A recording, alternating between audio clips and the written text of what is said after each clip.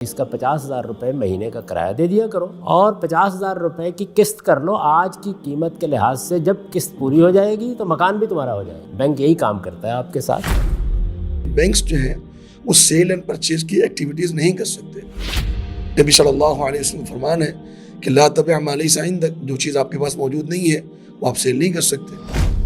تو جب روپیہ یوزیبل چیز میں بدل جاتا ہے تو اس میں پھر سود نہیں ہوتا. میرے نزدیک مارٹگیج پر گھر لینا بالکل جائز ہے. انٹرسٹ کتنا پے کرنا ہے اور کب پے کرنا ہے اور پھر آپ پہ پینلٹی کیسے لگے گی، یہ سب ڈیفائن کیا گیا ہے مورگیج کے اگریمنٹ. تو بتائیے کہ اگر یہ سیل اینڈ پرچیز کے اگریمنٹ ہے تو اس میں انٹرسٹ کہاں سے آئے؟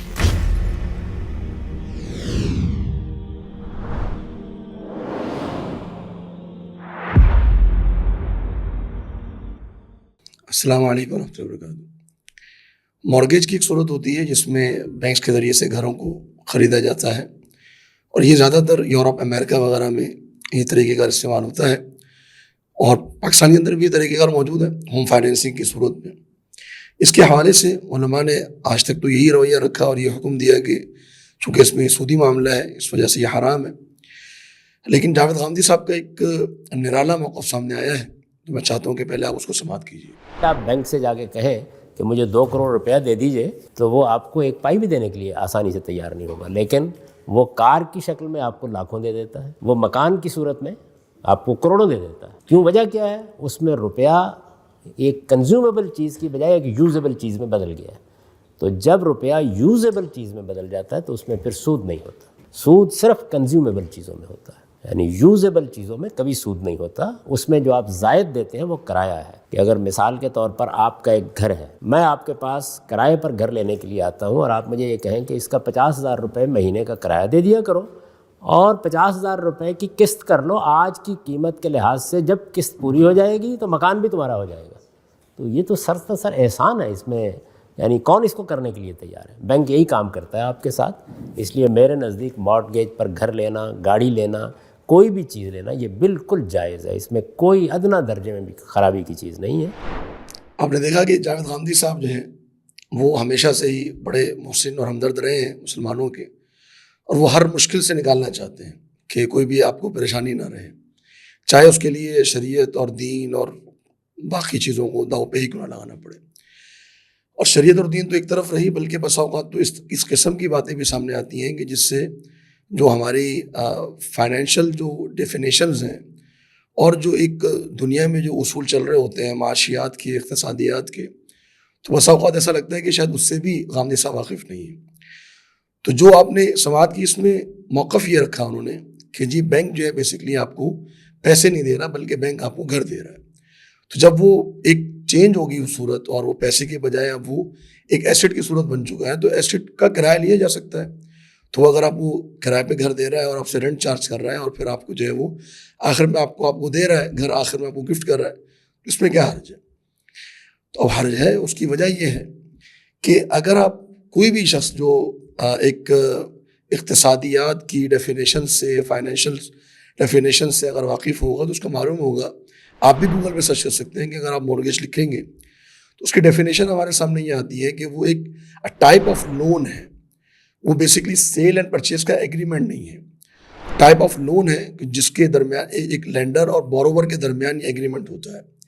اور لینڈر جو ہے بیسکلی وہ بینک ہوتا ہے اور بوروور جو ہے وہ کسٹمر ہوتا ہے، اور ان کے درمیان جو ڈیل ہو رہی ہوتی ہے وہ ایک گھر کے بارے میں ہو رہی ہوتی ہے.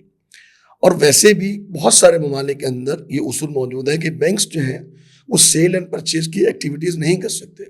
وہ پراپرٹی اون کر کے اس کو آگے سیل کرنے کی ایکٹیویٹی میں انوالو نہیں ہو سکتے، کیونکہ وہ فائنینشیل انسٹیٹیوشنز ہیں. ان کا کام فائنینس پرووائڈ کرنا ہے، نہ کہ ان کا کام سیل اینڈ پرچیز کرنا ہے. تو مورگیج جو ہے بیسکلی ایک ٹائپ آف لون ہے، ایک قرضے کا انداز ہے. اور آپ کے سامنے میں کچھ PDF بھی رکھتا ہوں، کچھ ایگریمنٹ شیئر کرتا ہوں. آپ اس میں گوگل پہ بھی سرچ کر سکتے ہیں کہ ٹائپ آف لون کی جو ایک ڈیفینیشن ہے، بہت سارے انسٹیٹیوشنس نے یہ ڈیفینیشن دی ہے.